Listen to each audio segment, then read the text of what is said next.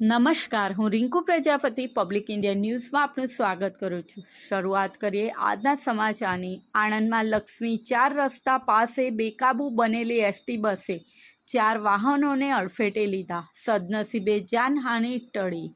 આણંદ શહેરમાં લક્ષ્મી 4 રસ્તા પાસે પસાર થતી એક એસટી બસના ચાલકે એકાએક સ્ટીયરિંગ પરનો કાબુ ગુમાવતા અકસ્માત સર્જાયો છે।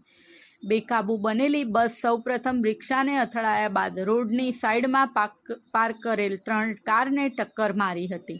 સદનસીબે આ અકસ્માતમાં કોઈ જાનહાનિ થયેલ નથી, પરંતુ 4 વાહનોને ભારે નુકસાન પહોંચ્યું હતું।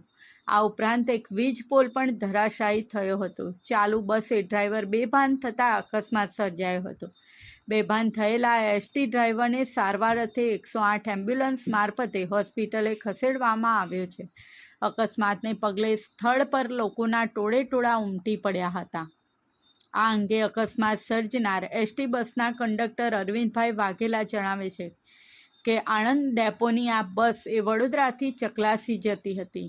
દરમિયાન લક્ષ્મી 4 રસ્તા નજીક ચાલુ બસે ડ્રાઈવર બેભાન થતાં આ અકસ્માત સર્જાયો હતો।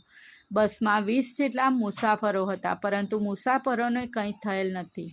આ સાથે આજના સમાચારને અહીં સમાપ્ત કરીએ છીએ।